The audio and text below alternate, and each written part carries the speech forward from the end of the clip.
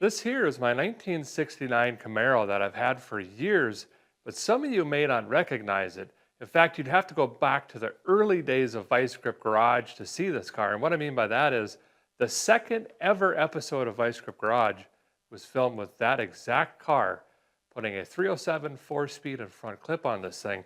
Now, unfortunately, it's been parked for about 3 years with a blown up engine, but that's about to change.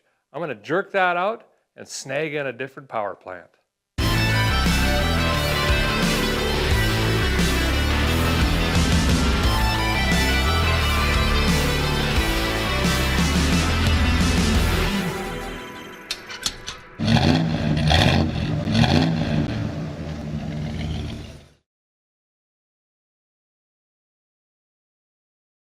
Now, before we dig into the Camaro here, let's go back in time for a minute. I just want to show you how I got this thing in here.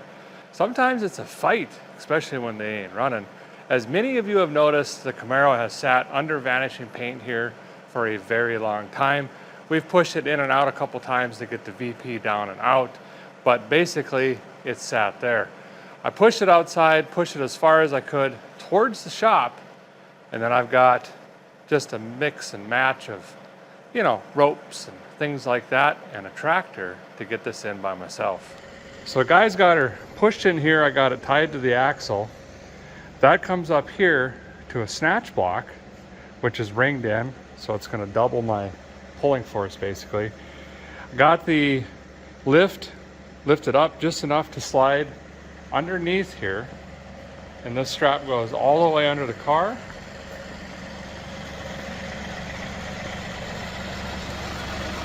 And hooks to the tractor, and this pushes and pulls cars with ease. So now when I drive that tractor forward, that's going to pull the car backwards, and even if it tries to move the lift, it's very unlikely, because the second this rear axle gets on the ramp, half of this car weight is then on the ramp, and even if it does, it's going to pull the ramp towards the car, so they're kind of just going to fold onto each other. First time I've done it this way, but when you're by yourself, I ain't gonna be able to push this up. I don't have a front bumper on here, and my tow truck's torn apart currently.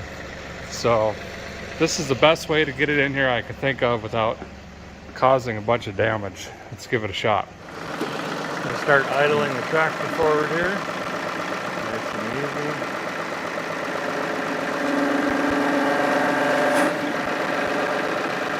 There we go. I gotta straighten the wheels on the Camaro quick.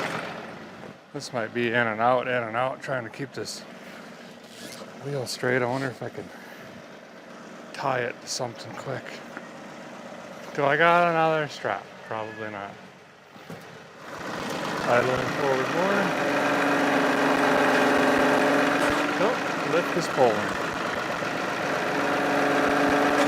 That is unexpected. Wonder if the buckle's hung up.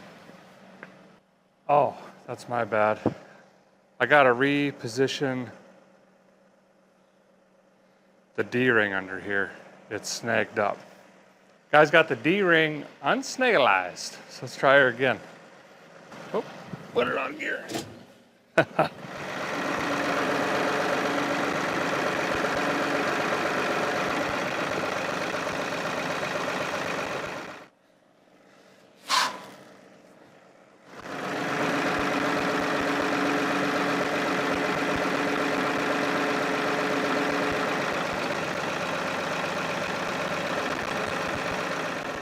Well, I'll be diffed. Listen, fellers, if it works, is it really a dumb idea?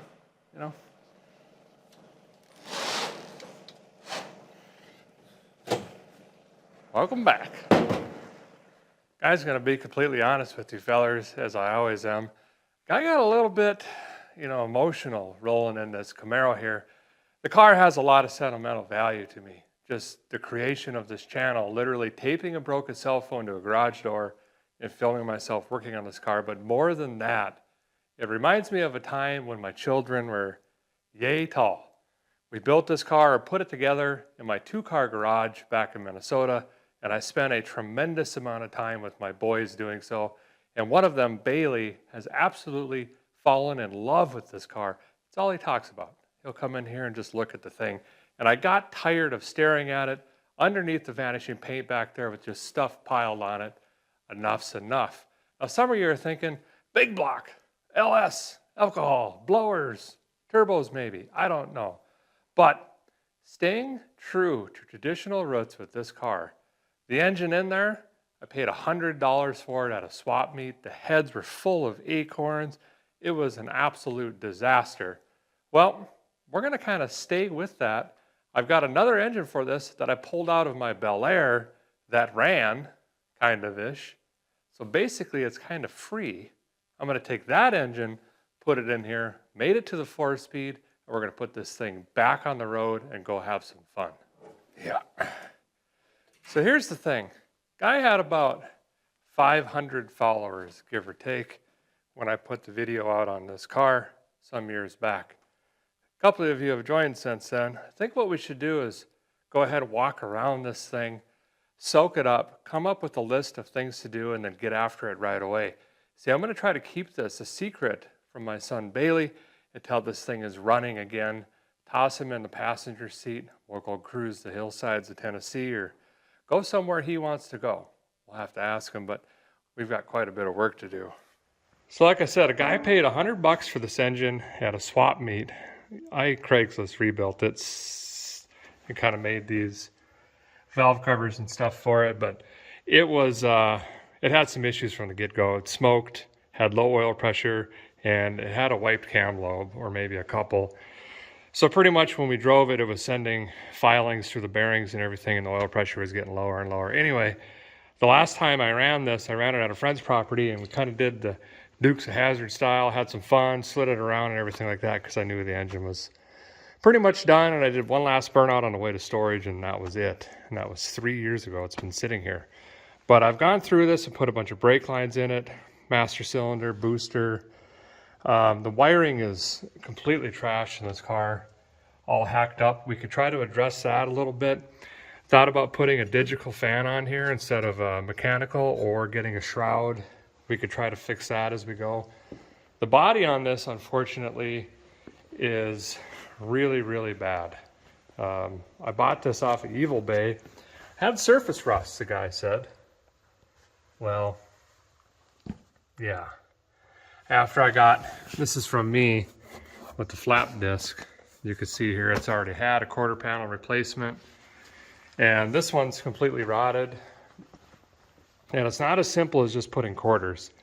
Needs a trunk, inner fender well, outer fender well, spring pockets, rear valance.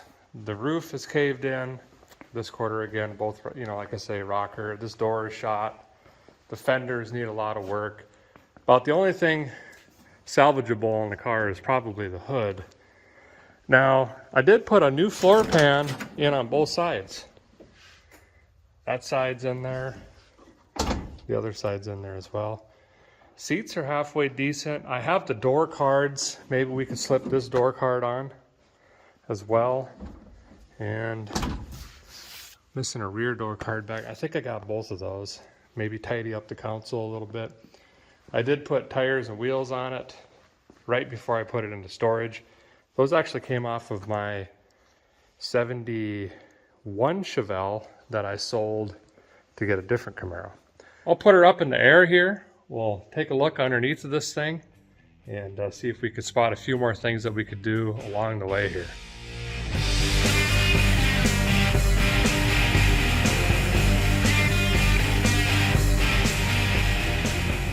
Better look at more rust. I mean, it's unfortunately tough, and the worst part of it is just with age, these are starting to go. And if you didn't know, on a first gen, there's not a lot of frame. In fact, from there to there, and well, from here up there, and this is just bolted in. So when those start to go, uh-oh. These purple Hornies, I really like the way these sound. They're pretty nice. But one of these days I should probably get real exhaust on here. I did this just because it was super cheap and easy on a garage floor, and you're not running open header that way. You can sneak it down the street. It's an actual Rock Crusher 4-speed. It's worth more than everything. That's probably from bouncing around through that field and whatever. You can see we bottomed her out quite a few times, but it's got all new brakes and stuff like that on it. That's neat. I think I put a new starter in it. Boy, we got to get the vacuum out again. I got spiderage, level 58. Don't tell Jessica. She won't come out here. Got a lot of room for activities in this guy. I ain't kidding you. This is the other floor pan I put in. And I have the other one in here. I don't know. Maybe if we got time, we can replace this new floor pan with another one. I don't know. What else we got going on? Pinion seal's leaking. Maybe we could pop one of them in quick. I probably should fix this too. I remember I had this plugged off with a sparkulator at one time, but I can maybe bend up a metal line and then just have two rubber transitions, you know, maybe one right here and then one over here, so it's a little more taut. And I can't remember, some of you OG Vice Grip fans might remember or be able to tell me, did I put this tank in way back then, or was that already in there? I'm not quite sure what the deal was there. And that's pretty much the bottom. Gonna undo the shifter here, which is super simple. These 3 bolts, undo these linkages, they're just clips in here. Got 2 bolts right here, 2 bolts on each side. We could take this out. We'll drop the mufflers off. We will disconnect the headers, and then we can bring the car back down and start addressing everything from the top side there. I can't remember where the front bumper went, but I think I got one in inventory somewhere. See, it's all mangled up and it just wasn't fitting right. And I kind of like the look of first gens without the bumper. Anyway, I mean, let's be honest, they're not doing anything in a wreck. Make a quick list here. Obviously, we've got remove the 307, install the other engine, which we'll go get probably early tomorrow morning, I would imagine, kind of starting late in the day here. Need to inspect the clutch. It was new when I put it together, but it's lived a hard life, gonna be honest there. We need to bleed the brakes again. Been a while since them were juice laid it on or anything like that. We've got the pinion seal. We have the fuel line to take care of. We're gonna need to deal with header gaskets. Gonna have to figure out a carb for that other engine. And then cooling. May not do something, but I might just put together a digital fan for this and get rid of the mechanical fan, the parasitic drags, and the old death blades. You know what I mean? That's gonna do it. Let's get the car back up and get back to work. Well, I'm gonna go on right ahead and tell you where our guy's starting. I got some exhaust hangulators just right in my left retina, right here, just a swing. I'm gonna blast these out of here, get them out of the way, then we'll move on to the drive shaft. Yeah. Okay, yep. Oh, Moses. Okay, I'm back again. Oh, this is gonna rain rust. Or just snap that bolt off immediately. Either way, it's coming out.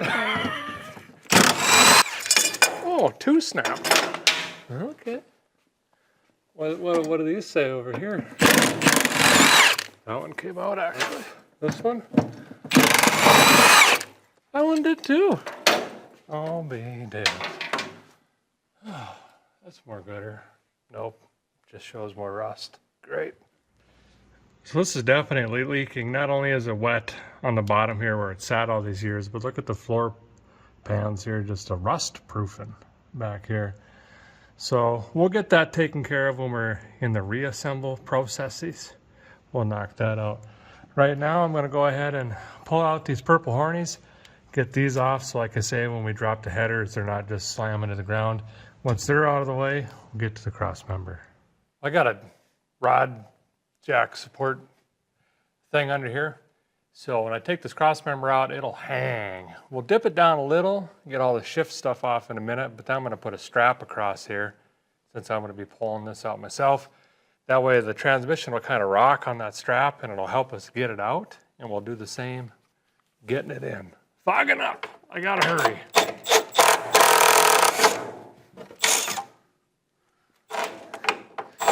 Wow.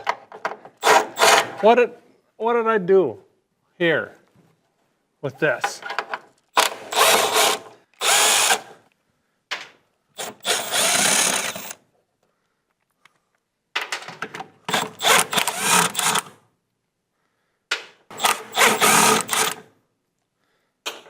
There we go.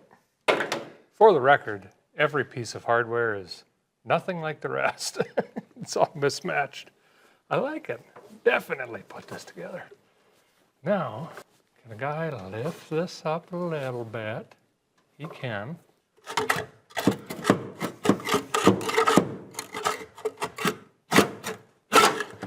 Slidage. Positive slidage.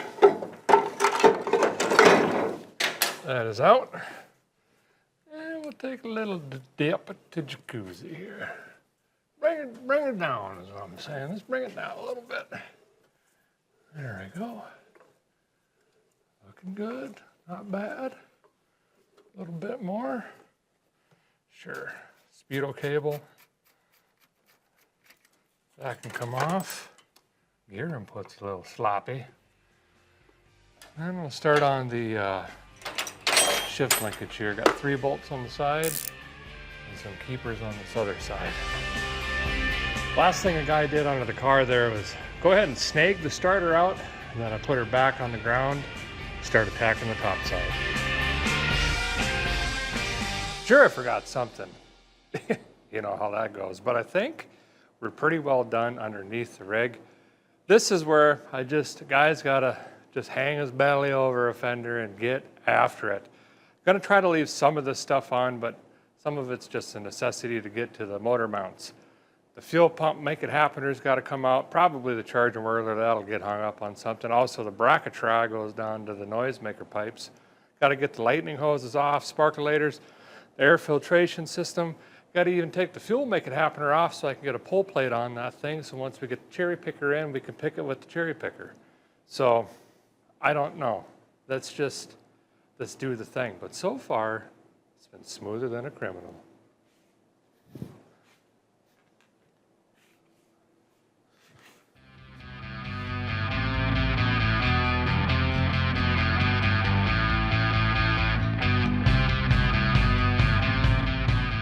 Well, a guy and my youngest human I'm responsible for got this pert near tore all the way down, got the cherry picker on it. I think we're just going to give her, a couple tugs.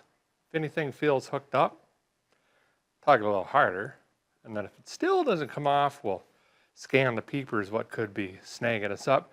Do got a captain side header just along for the ride. Apparently you got to fit that in and then smash it into the steering gearbox. I don't know how I got it in there, if I'm being completely honest. Or maybe we dangle it, bring it up from the bottom, but just write this down. We are gonna, there's gonna be a fisticuss when it gets back to that. All right, let's see if we can get it out. Oh, we're snagged up on something. See, I think that's gonna be that header. Oh, for Pete's sake, I forgot to unhook the Z-bar.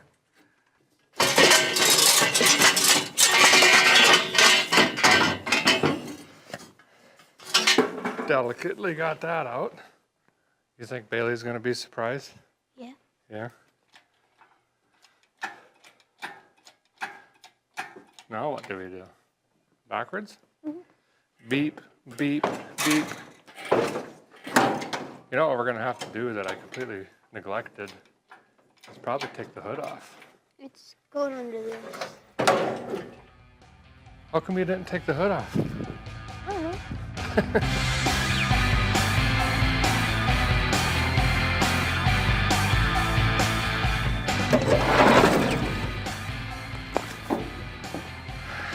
14 years later, back to this.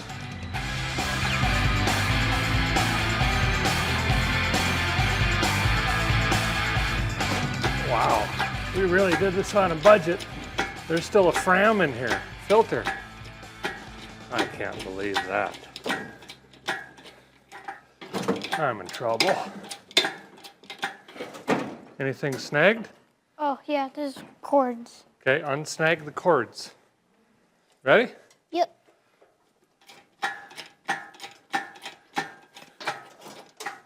Good? Yep.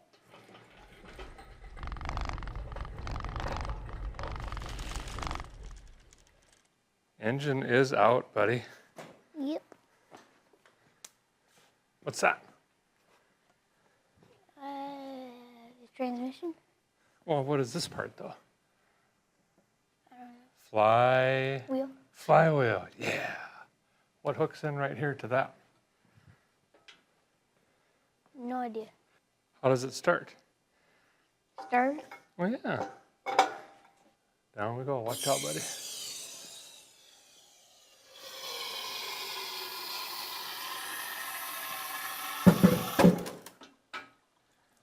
Oh, no. Well, we got her out, and we're making a mess. Oof to me. Pretty much unscathed. We just broke the old lightning whirler here, but that's okay. That's a fairly cheap fix. We're going to separate these two in a minute. This is what we got going on in here. And see that jack tips over as you pull it out. That strap just kind of supports it. And then you don't need to be going underneath the vehicle 15 times. And it's not doing this jammed up against the wall of fires there. I think I should address this a little bit before we stick the other one in. And there's some Scotch locks and other things in there. Maybe get these Walmart fittings out. Yep. Used to get fittings at Walmart and still do sometimes. They're affordable, okay? And also see if we can get a thicker gauge wire for the HEIs. If we can, maybe doll that up a little bit. I think I got an actual plug we can wire in here now. Clean up all this stuff. But first, let's go ahead and separate this, see what the clutches look like. I'll have Bentley take these bolts out. We'll get the gear part of it off, and then we'll take the bell housing off, see what we got. Brad, you want to help too? Yeah. All right, let's get that transmission out of there.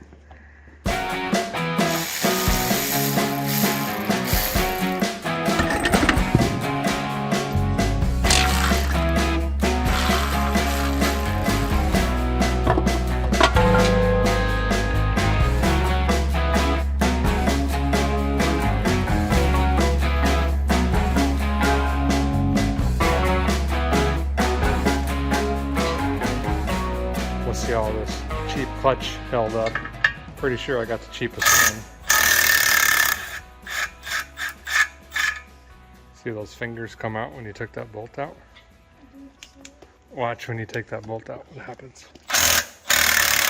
That's weird. Well, not terribly bad, gotta be honest. A little chattering, but I don't see any evidence of extreme heat or anything like that. I think we can just reuse that for sure. I might call into the town or get on the line and see just what one of these would cost out of curiosity. We're in it. Should we maybe replace it? Yeah. Okay, we'll see. Pop this off quick and then this can just go away. Should we use these that I made or the other ones? What do the other ones look like? They're the, like, I think they're black Mickey Thompsons or something. Use those ones. Okay. Uh-oh, I think your battery's dead. I never got batteries. Put that one in it. Well, it's been a really good night with the Camaro and a lot of fun with the boys here. Got the engine and transmission out, got the two separated, got all the accessories and all the stuff, tore off of the engine and laid out on the table. Everything that I hope to reuse tomorrow with the other small block. We're running out of daylight. In fact, it's dark right now.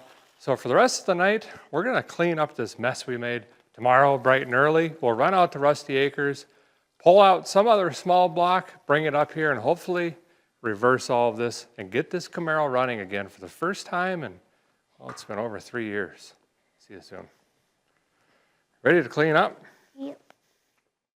Well, good morning. A little update on Operation Hide Camaro. I don't know. That's all I got this morning. everything's going good. Even though there's literally an engine sitting in the bucket of a tractor, my son is none the wiser. He didn't ask any questions as to why, because, well, this is my third engine swap in 2 weeks, I think.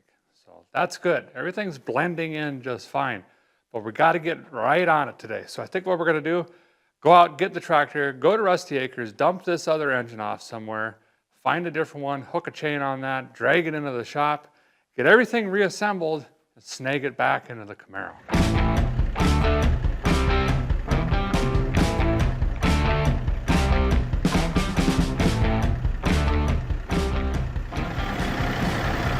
Here we go. I gotta figure out where to drop this thing.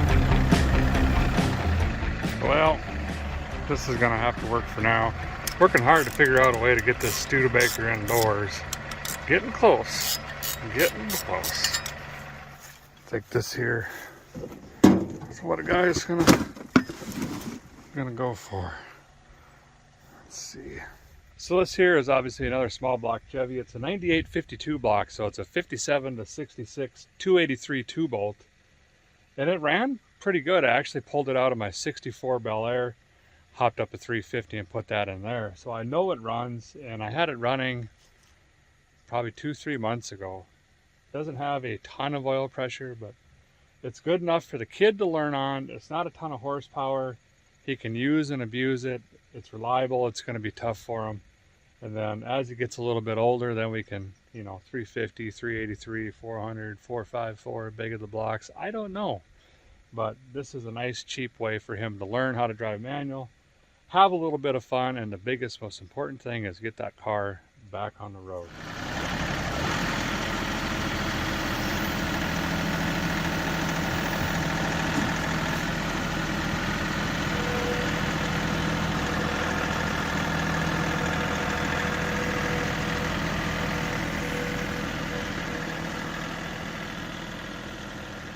Well, here's where we're at, fellers and fellettes. The SBC's just swinging out there on the John Deere.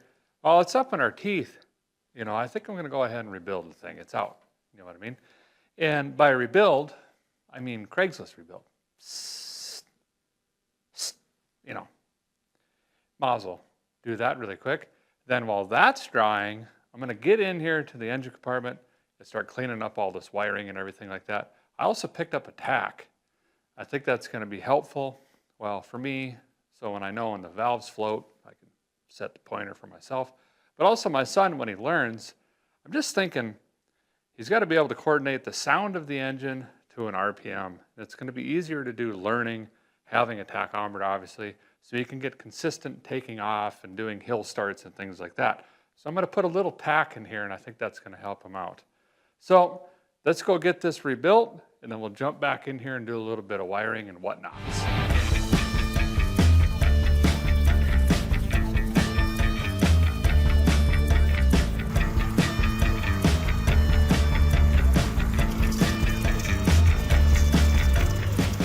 Here is a perfect example why you don't use these, and I've talked about it for years, and of course you never have an example at hand except for now.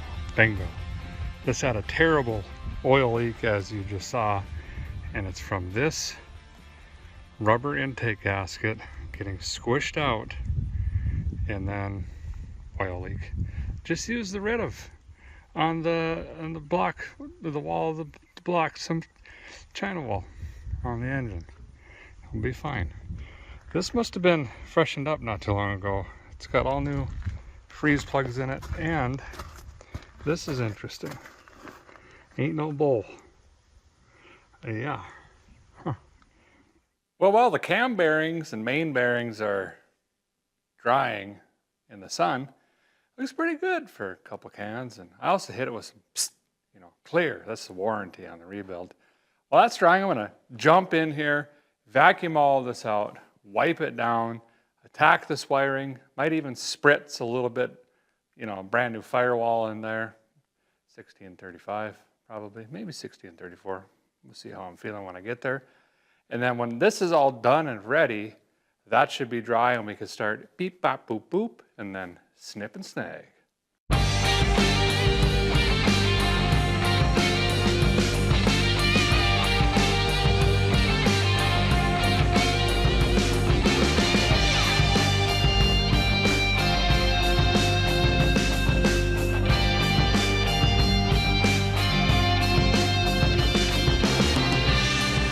Guys got her cleaned up pretty good. Trimmed up all this relay here, took out a bunch of gobbledygook for that stuff. Not going to use that right now. This is so hacked and butchered, it's just going to need a new factory wiring harness at some point in the futures, is what I'm saying, not this minute. Cleaned all of this up. Got the charger whirler, new fittings. Those look pretty snazzy. And also the starter wires, cleaned all that up, put a thermal shield on there. And this is going to be the new plug for the HE and the I, if I can get over here. So that's just a bit. And then this will be the tachometer. And I just climbed in here and you wouldn't believe the daylight I got through this firewall. There's a lot of it. Especially over here. Plenty of room. This poor car, it's just been hacked and cobbled and cut into, and it just needs wiring bumper to bumper. I think I'm just going to mount that probably right up here on the column, and then we'll tap right into the fuse panel there just when we get the accessories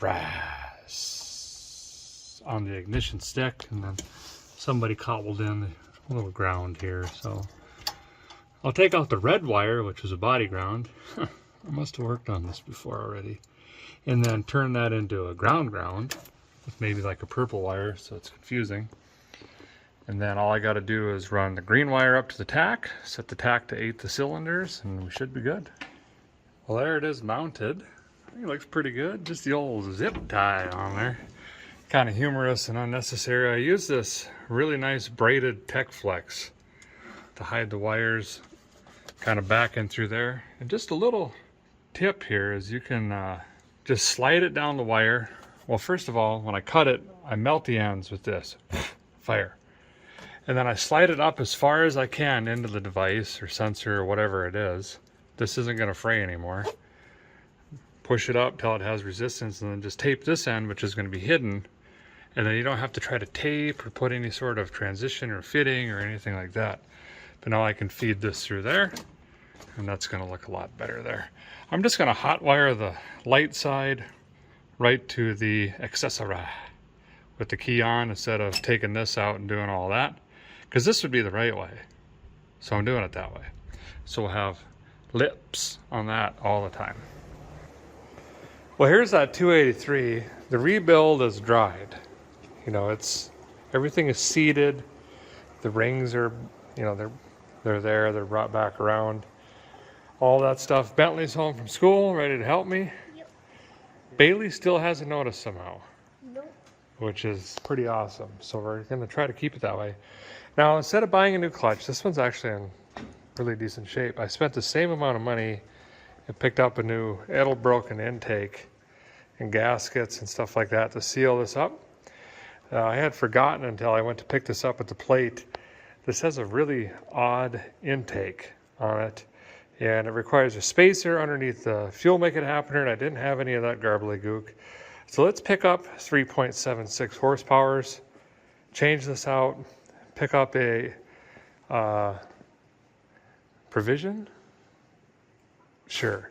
If we want to run a digital fan, clean it up, make it look nicer. Also snipped up a really cheap chromium air filtration system because chrome gets you home. Nope, definitely doesn't. So we're going to get the flywheel back on, put some Never Come Off juice, torque that up, go ahead and get the clutch set. I got to find my clutch alignment tool. Great, lost that already. Get all this bolted back on. Maybe I should spritz this with some paint. Let me think about that. Probably not, because then I got to wait and get everything bolted up again. There you go. We found some aluminum paint. I think we'll try to spritz at least the bell housing. A lot better than shaking it, huh? Yeah. Feet or the onions? Whoa! Decided to rebuild this too, just real quick. The Chevy orange would be an oddity now, with everything else being natural or black.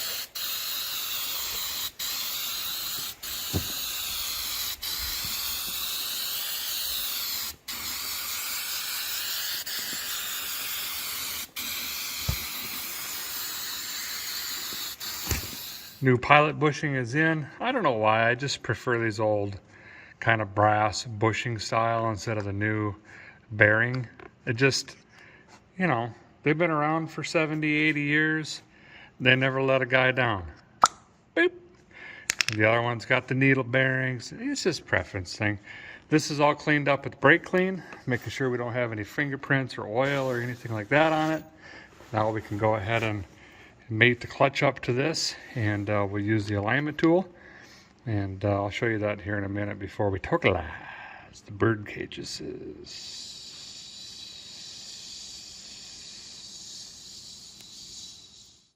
I don't know if we've ever done a clutch. I think about it other than the second episode, but I probably glazed over this. A lot of people they got this in here, they just torque it down, but that's wrong because you have the weight of the clutch disc holding down your alignment tool. So if you push this in, watch what happens. See it move? That's actually center. So what I like to do is just run these till they just snug. Not even snug, just touching, right? So you're ready to torquelize them. Then I'll push my tool in. Then I'll do opposites, 1, 2, 3, 4. And then I'll make sure that this slides in and out nice and easy. Then I'll finish it off. I'll show you. Bentley's gonna do this one up here. That's good. And the one down the bottom, you don't even have to run it all the way in, just snug. That's good. And then 3 o'clock. This one? Yeah. It's good. And then 10 o'clock. Whatever clock that one is. That's good. Now, see that? Nice and easy. So I know that I'm right on the money. So now we can go around and torquelize all these up. Go ahead, buddy.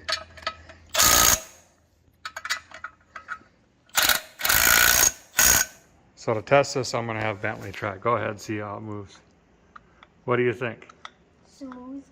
Super smooth and easy. You don't want that binding at all. If it is, don't panic. Just loosen up, realign it, and try it again. Okay, go ahead and pull it out. We're good. Bleep. Now we'll get the bell housing on. Should be dry by now. Make sure the fork and everything is forking. Looks, you know, it's doing the thing. And then kabam! Jam that in.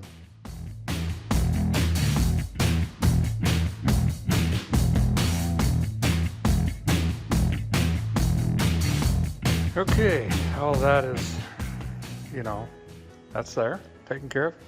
You can see this is a pretty darn clean motor. I suspect it might have been gone through right before I picked it up, but it's hard to say. Anywho's, I'm gonna go ahead and ditch this old intake here.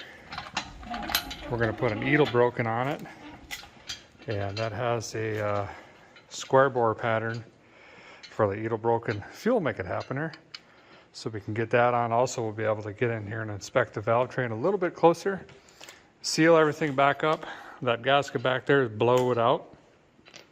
That ain't good either. And then we should be ready to go ahead and hook back onto this, start working it back in the Camaro. Well, I don't know how many hundreds of small blocks I've seen, fellers. It's a lot. I'm telling you right now, this is all brand new valve train. Springs, no. But rockers, rocker nuts, push rods, lifters, all new. I would assume the cam is probably new. No idea on the bottom end. We'll say it's brand new. Sure. Great time to talk about rocker adjustment. Some of these are just, they're not even, nope, that's not right. These are going to be hydraulic flat tappet. It doesn't have a roller retro kit or anything like that. So if you watch down in there, watch that cup in the lifter. I'm depressing that. So that's that hydraulic cushion that gets taken up with oil pressure to keep these from clanking. And that's why you don't have to put a feeler gauge or anything like that. You're just setting 0 lash preload. I have a full video on this in my playlist about how to set hydraulic lash, basically the easy way. And pretty much all I do, I'll go through it quickly here, back this guy off as an example. See how we got vertical play? well, I call it vertical, but play between the rocker and the lifter down here. That's bad. We want to get to 0 lash, and all that means is there's no gap between the rocker or the push rod tip and the rocker, and the push rod tip and the cup and the lifter. And you can do that by pushing back and forth like this, and also spinning this with your fingers. See how that's rotating? These actually rotate naturally when an engine is running. They do this, and that's how you know that they're not bent. You can pull a valve cover off of an engine, put a mark on here with a paint marker. These should be rotating very quickly as an engine is running. If they're not, this puppy's bent. But anyway, back to this. All I do, of course I got my left hand in here as well, is I'm slowly tightening this. And as I am, I'm going back and forth and rotating. And I want to take up the cushion between the two.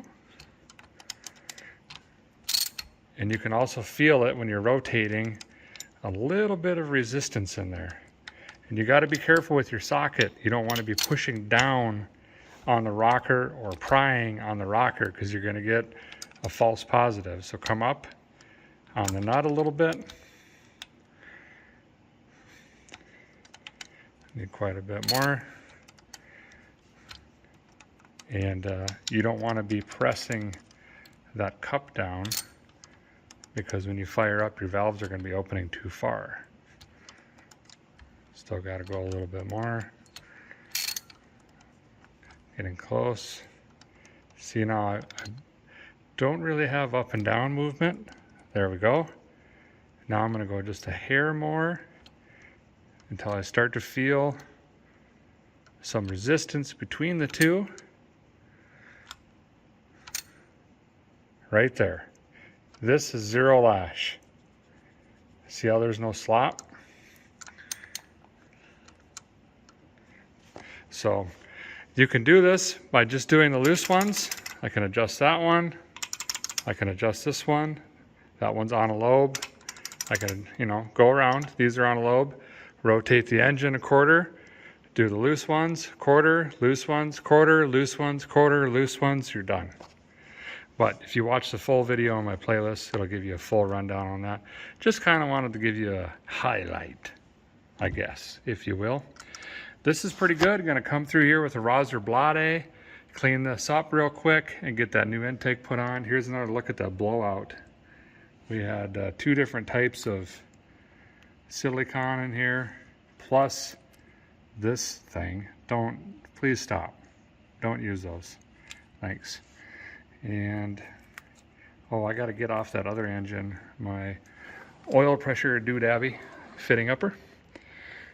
And then we'll put a filter tray on that, and we should be good.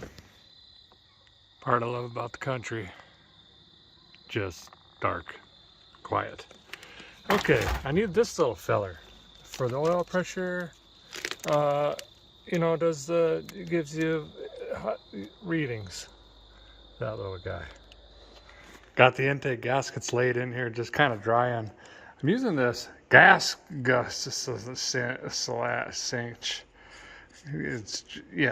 It's a gasket sealer.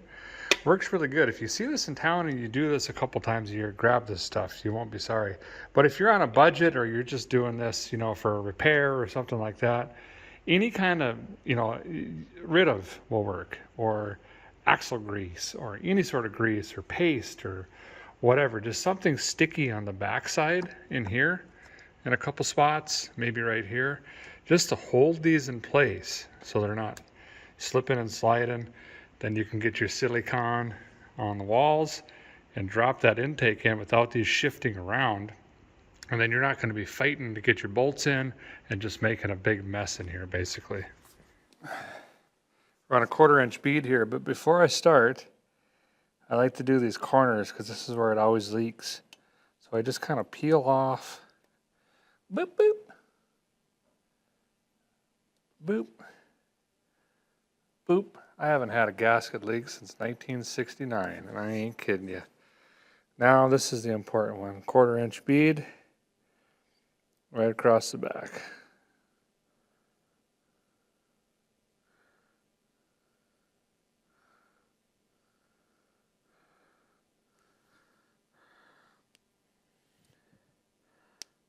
Ooh, air bubble. Messed it up. Looks pretty good, fellers. I ain't kidding ya. See if we can repeat it. Oh, yeah. Look at that.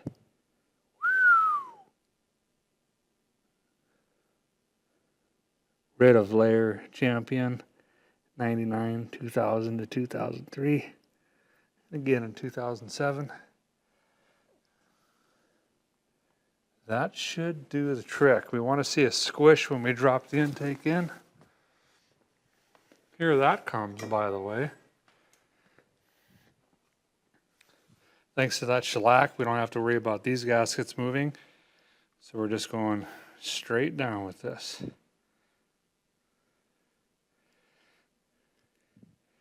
Applying some pressure.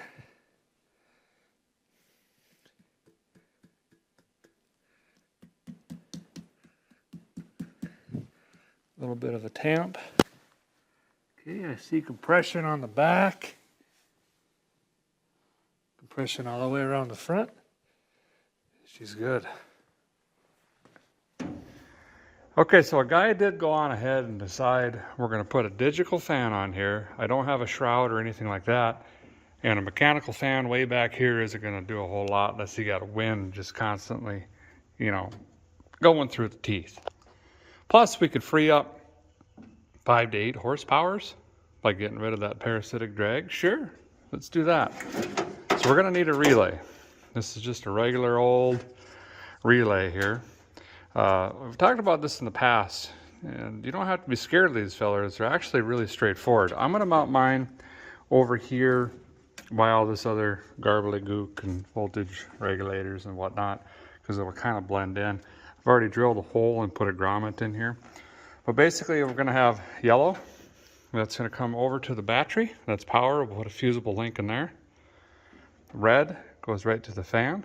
That's the power to the fan. Fan will then be grounded. You can go to the frame, subframe, straight to the battery, whatever you want to do. Orange, keyed 12 volt. I can get that right here. And then this is going to be temperature sensor. So I can run that along this harness that's going to go over to the charger whirler. Boop, boop, boop, boop, boop, boop, boop. Tee off, hit my temp sensor. I'll have to look at what degrees I'm going to pick up, probably 185. Once that hits 185, BAM! Fan does the fan thing. So I'm going to go ahead and just knock most of this out quick. You guys have seen me do this 1,000 times. And then once the engine's in and everything, I'm just doing it now because obviously there's a lot more room. I can plan a little bit, get some of this little stuff knocked out.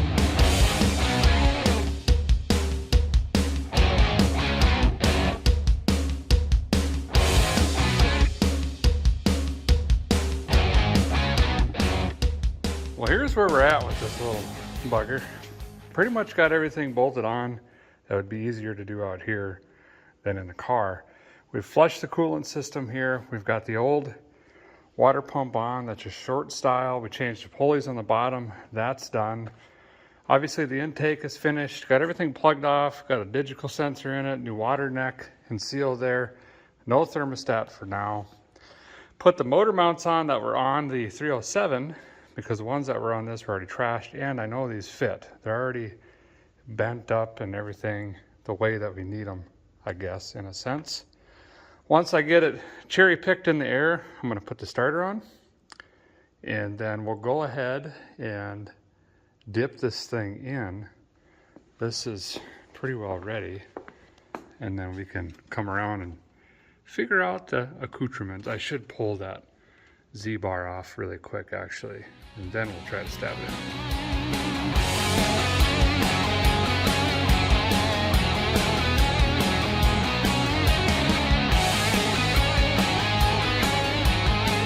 Engine is in. Went ahead and snagged in the captain side header because, well, it hits the steering selector, go left, go right machine down there. So it's easier when it's lifted up. Now the other side I was going to put the starter on, and I remembered guys should probably go ahead and get the header on first, and then we'll plop the starter in from down below. But big progress. That's the hard part. The rest of it's just accessorize. And then we'll probably first lift it up, get the transmission cross member in. Miles will throw the shifter in, finish all that so we could just say transmission done. Then we'll come back up here and, you know, this stuff. You fellers and fellas often ask me to do this, and I need to get better at doing it, but we're gonna have a little bit of fun with the valve covers off of the 307 from the 69 Camaro here. These are the original valve covers that I made that went on the 307 in the second ever episode of Vice Grip Garage. I kind of patinaed them, just sanded them down, and there's like a matte clear on them. I've signed both in yellow marker, and you could potentially win these. We're gonna give both away. Here's how. All you gotta do is go to vicegripgarage.com, purchase any sort of merchandise, whatever you want. A flannel, a hoodie, a hat, a shirt, just something where we have your name and address. And we're gonna pick 2 random winners. We're gonna do sales tonight through the weekend, and then they'll be gone. We're just gonna have the guys in the warehouse pick 2 random orders, throw them in with you. You might get one of the original valve covers off the 69 Camaro. I think that'll be fun. The rest of the engine's gonna be scrapped pretty much, but I really like these. Good luck, and thank you.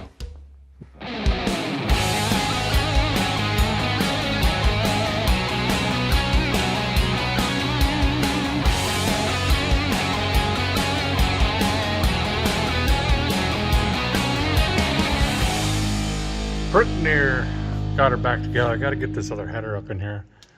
Got all this adjusted, ran through it. Seems to be pretty close. Might have to make an adjustment once we get on the road, but got the starter in. That's all wired.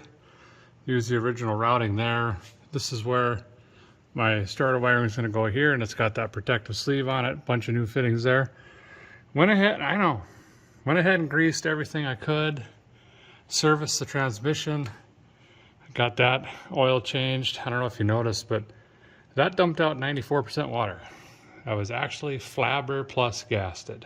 I couldn't believe it, but I had to. I was looking right at it.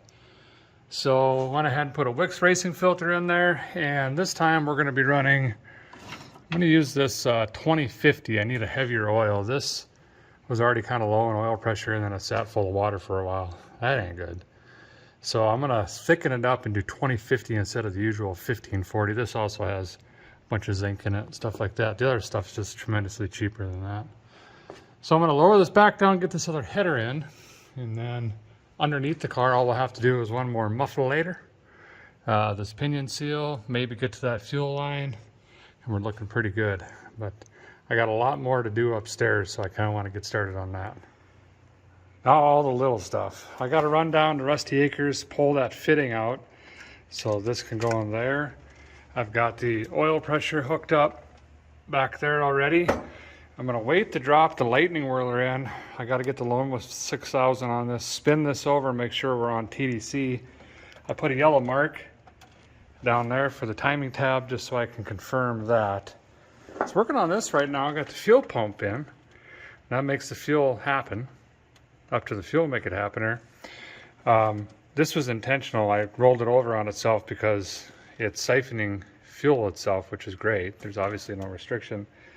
But I didn't have a filter in here, which is really odd for me. So I'm really starting to think that tank is in fact new in the back. I'm hoping somebody, commented down below. I'm gonna have to come back and check that out. But I'm gonna pop in a 33003 Wix flavor. Just so you know, 33002 is 5/16, 33001 is quarter, and 33033 is 3/8, but chrome. Okay, so I'm gonna pop this in here. Hopefully I don't even have to use any more lines. And then I think I'm gonna start probably getting water pump pulley, alternator, charger whirler, bracketries, all this stuff lined up. I got to pull these 2 bolts back out, put that bracket in there, do some magics. Bentley just got back from school. He's going to help me out tonight. We got just a few hours before supper, so we got to hurry, don't we? Yeah. When did you say we had to have this running by? Tonight. Oh boy. All right. Well, he just helped me bump the engine over. We're very close to TDC. I just stick my finger in the spark lighter hole and he tapped on her. And we're very close. Also, we spit. I put some WD-40 in there, water displacement on the 40th try, and all the cylinders. It just felt terrible about that much water being in the. I don't understand that. I don't know. Anywho's, that's a different day, different conversation, fellers. What I'm saying is, we're moving along. I think we're going to go ahead and. Why don't we put the radiator in, get the hoses and everything on, then we'll do the charging whirler. And then work backwards this way. Plan? Yep. All right. I want to get the lightning whirler stabbed in, but the rotalizer's busted. Pulling her out, she must have got pinched or something. I'm not sure. I wasn't paying attention. Everything else is good. Boy, nowadays, you get an old school ignition module, hang on to it, because it is worth its weight in gold. This one is off the Evil Bays. I put it in my 64 Bel Air. I got about 30 miles out of it. Immediately failed. That's weird. Probably the pickup and or the, for Pete's sake, what's going on here? Probably the ignition module. It's most likely a mobile Tron. But anyway, all I need is this doodad off of it. Save a few bucks. Plop this onto here. And then we'll go stab that down. And we've already got a gasket on the intake, so should be able to plop it in. Maybe I'll clean that up a little bit. Taking a quick break from the Camaro. Bentley got his tire off his dirt bike. His 110. You're moving up a little bit, aren't you? Yep. We got to put a new tube in it. So what I like to do is use a vice grip and clamp the valve stem, so when we're putting this together, this doesn't walk away from us, basically. Bentley's putting the lightning hoses on here, just going through firing order, showing them that it's clockwise and odds and evens in the firing order and stuff. So now he's going to apply it here. So this is 8. That's 8, yep. And then this is 8. Yep, and way back. Good job, bud. Keep working your way around. This is all in. Most of the plugs are in. I think I'm going to have to raise it up. Try to snug a couple of these up quick. That's wired in. Fuel making happeners on. Need to find a split pin or cotter key or whatever you want to call them. Pirate leg, sure. Hose is on here. Got to do fuel still. But we're getting really close to being able to fire this thing, actually. It got oil in it, batteries in, obviously, because we were firing it over for TDC. So we're getting really, really close here. Number 6 up there is being a tricky little devil. I can get her from the bottom, make it happen.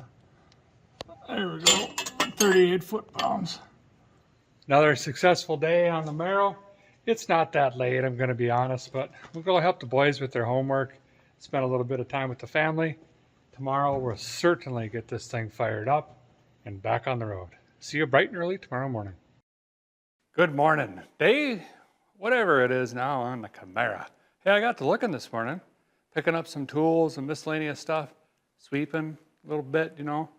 I think we're there. I double-checked Bentley's firing order, nailed it. Did some notes and stuff on the glass up there for him. Boy, he sure likes to soak her in, you know what I mean? So I think we'll go ahead and just twist on the key. I already got the timing light set up here. This is absolutely stone cold. Grabbing the header right now, and I don't have a choke hooked up. We got squirter action. Don't have a return spring. Timing should be rough-ish. Should be enough to start. Then we'll throw the timing light on it, see what we get from there. All right, fingers crossed. Are we in neutralis? We are. Yep. Yeah. Yeah. Yeah. Flip the toggle switch. I got her hot wired. That's weird. Why ain't I? Oh. Guy unhooks his batteries in the evening just to be safe. I don't want this barn to burn down. I got my good mug in here and my hat. Bringing the thunder again. Yeah. Oh yeah, it's gonna run. Yes. Sounds just like I remember it. It's about 14 degrees initial right there. Oh, oil pressure. Oof, dame. It's got it.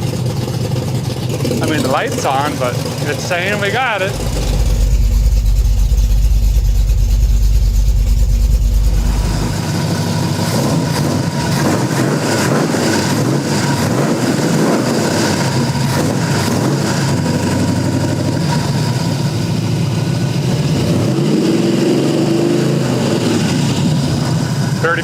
Good enough. It is once again alive. First time in 3 years, maybe over 3 years, not quite sure. Second engine I've ever had in this car, and we've completed our second build here on Vice Grip Garage with it. Pretty awesome. That's pretty near, we're there, fellers. I'm gonna finish with the throttle rod, just needs a pin. And looks like I'm gonna need a spring in here. Get a spring set up off of something, maybe the valve cover bolt or something like that. And then we can lift this up. We got a pinion seal to put in and a drive shaft, and then we can, no, it's gonna be more like, bah, ah, blah, blah. But still fun, you know. In your head, you can make, you know, NASCAR engine noises, but we got a 283. Boop. Guys, drilling out the throttle rod here to accept a newer style pin, and then we'll get some washers on it. There was a lot of slop in this, and then I had to rearrange. Well, I'll just show you quick. So this rod was on the inside, and by inside, the hooky. See, it was this way, and I'm not sure which way it comes out of the old car maker machine box, but anywho's, I'm using this spring bracket, which I think is supposed to go off the front of a fuel make it happen or something, but this is the only way that I could get it, that you weren't going to need 723 pounds of force on the onion pedal to get this to do the thing. Well, then this impeded. Anyway, it's all trying to make this stuff work here. Got to run into town and get some actual vacuum line instead of, you know, chainsaw fuel line. I'm gonna get a new air cleaner for this as well, and then I need to get the zip ties for the cooling fan, you know, the things, and then we can finish that up as well. Still ain't got a fan, of course. You know, we were just talking about that. But I am going to put some ice cube juice and some water in here, just so I can run it for a handful of minutes and get the fuel make it happener dialed in. Now, I did already adjust this. I'm leaking all over the floor. Whoops. I did already adjust this fuel make it happener to this exact engine. What I'm saying is, that's the one that came off of it before that was in my Bel Air. But I did adjust that in a hay field during a tornado, literally. So I was a little bit rushed, you know. So I'm just gonna go over it again really quick, make doubly, triply sure. Idle circuitry is good. We'll just pull vacuum off the front. Those are full of water. Guy doesn't like to waste jugs around here. You know what I mean?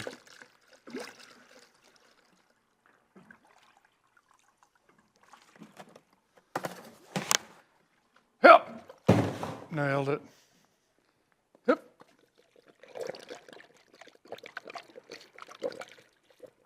Sure. Yeah. Missed badly. We're just going to come in here on a vacuum source.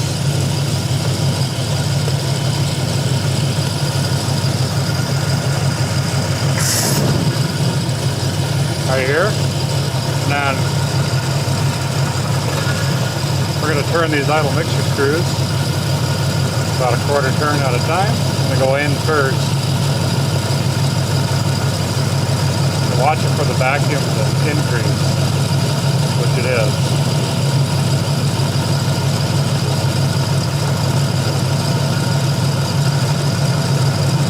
That's a cleaner, better burn. Starting to stumble, come back out.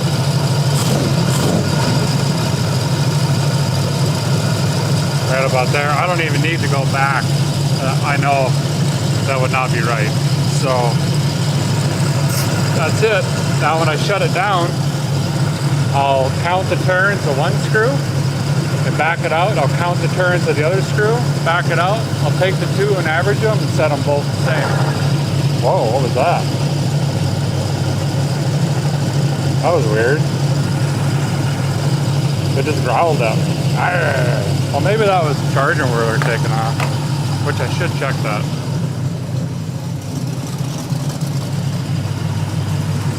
What are you gonna say to me? Boop, boop. 13.35383436 charger laden. Good. I didn't mess that up.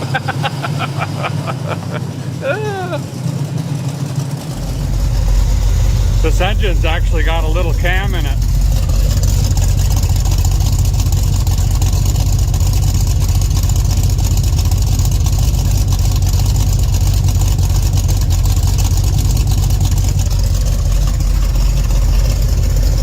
Sounds good.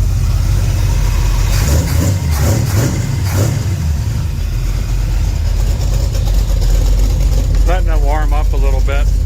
Got about like 35, 36 pounds of oil pressure at idle. That 2050 definitely helped. Yep.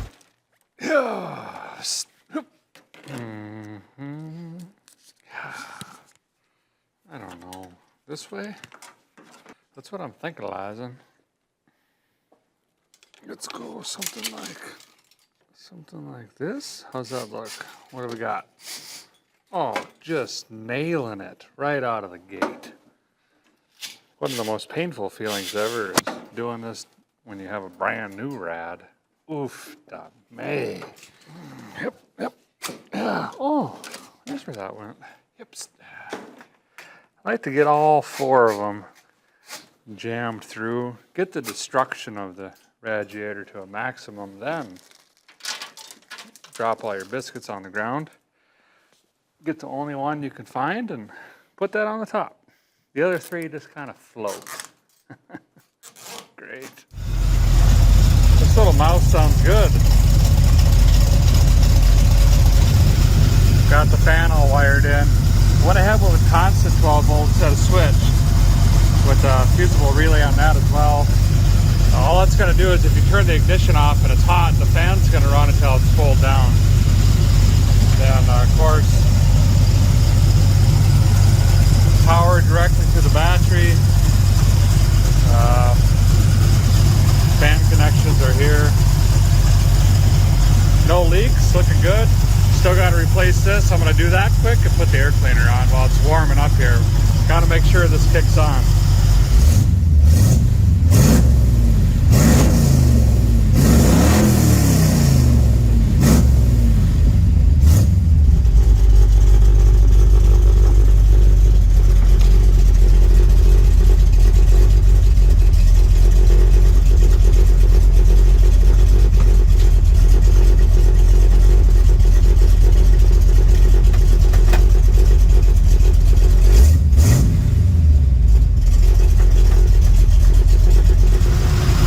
Kicked on, so 185. Just making sure that I got it on pulling and not pushing, and I do. So now I'm going to let it sit and idle, you know, traffic, whatever, scenario. Bah, bah, bah, bah. See if it stays cool is what I'm saying. Well, it's sat here and idled on bad gas for a long time. It's cooling down. It's like 175 or so, and this should kick off here pretty soon. Everything's looking pretty snazzy. Pretty snazzy. Go find an air cleaner for this so we can get it up and put the pinion seal in that I keep, you know, procrastinating on. Guys, got to stag this out quick. 1.1/8 impact, pull it off. Give this just a tickle back here on the earlobe, and that'll pop off, and then I can make sure I got the right seal before I take a chisel to it and just cut her down like a pine tree. Yep. Oh yeah, that thing was just, she was gone. How's the bearing look? I don't know. How's it look? What would you guys do? Replace this? Pretend you didn't see it? Test it? Clean it? I don't know. Comment below. What would you do in my situation? Just throw the new one on? Yeah, I think that's what I'm gonna do, but you let me know what you'd do. Guy uses Ford 4WD hub socket thing, and I'll be dipped. Fits perfect. Drove that in nice and flush. Gonna wipe her down, snag this back on all of the Torqueuses, and then we'll pop this out, fill her back up, get the drive shaft in. Very expensive, but easy to use, really easy to use. On sale, difficult to use. So what a guy does, just buy one of these filler. Just get one, and then what you do is just keep refilling the bag. Keep this around, and then use the bag to fill the rear ends and the other stuff. See? Yep. Yeah.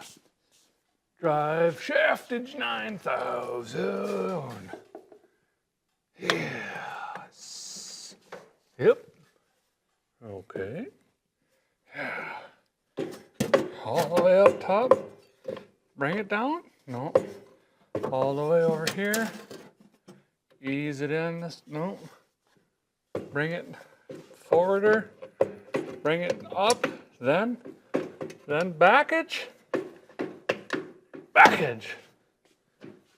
Maybe. I think we need a tippy tapper. Tippity tap. Tippity tap. Tippity tap. It ain't like that. Careful with the caps. There we go. She's home, fellers. Welcome back. Well, it's quite a while later. Luck would have it, we fired it up. I went to adjust the clutch, throw out bearing, done. I didn't remember that at all. Then again, the last time I rode this, I was just thrashing it through tree rows, so I probably wasn't hearing the throw-out bearing so much. So literally pulled the transmission out, put it back in with a different bearing, adjusted the clutch, and it works, doesn't it? Yep. Little man was helping me doing the clutch pedals, and I was doing the wrenches, but it is late. I can't read that clock. It's way too late for him to be up. So we're gonna go clean up, get some sleep. Tomorrow, we're gonna surprise Bailey with the Camaro, and I know he's gonna be so excited. See you tomorrow morning. Jessica just went to get Bailey, and she's gonna blindfold him, bring him in the door, and then I'm gonna fire it up and see his reaction, and then we're gonna go to lunch, I think.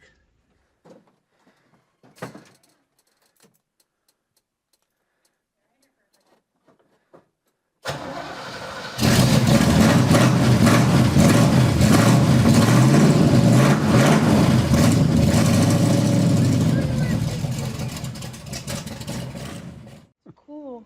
You want to take this to lunch? Yeah. Maybe go boot shopping? Yeah.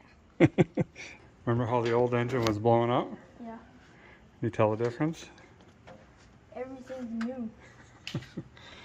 So this is a 283, and cleaned it up quite a bit and a bunch of the wiring and stuff. Put an electric fan on here for you now. Get a little bit more HPs out of it. It's got an Edelbrock intake. There's a cam in that engine, performance camshaft. Brakes work good, it charges.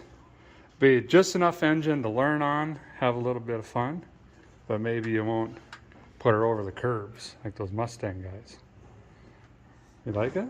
Yeah. You're very welcome, buddy. So far, everything's looking fine. Speedometer still works. What do you think so far, bud? Cool.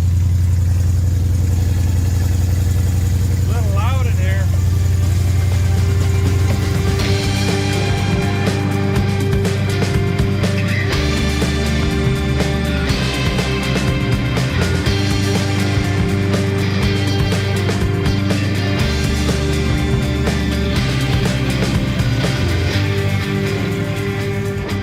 We're grabbing some no ethanol 93. Jessica's got vanishing paint out. Yeah, 93. Get some fresh fuel on this. It's been sitting a long time. How's it running? Is it? Yeah. Good. Miss this car. Needs to get a wiring harness in it. The wiring is, well, a little lackluster. Let's just say that. It's missing some side markers back here. By the way, I couldn't find the regular Band-Aids. I got Toy Story going on today. Tail lights are questionable. Having fun, guys? Yeah? You guys hungry? Yeah, me too. Threw some PS into the PS pump here. This one leaks like crazy. So right now Jessica's been fighting it because it'll kind of grab and then come back. Yeah, And it's like loose, like when I'm not turning, when I try to turn, it's like all over the place. So I got that.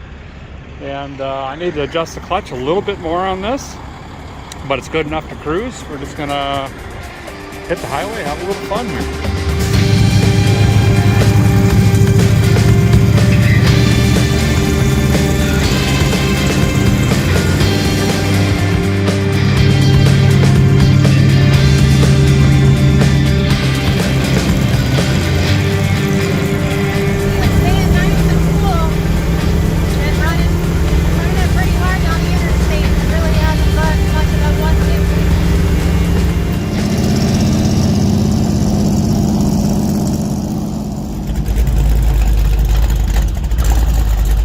Well, we made it to town.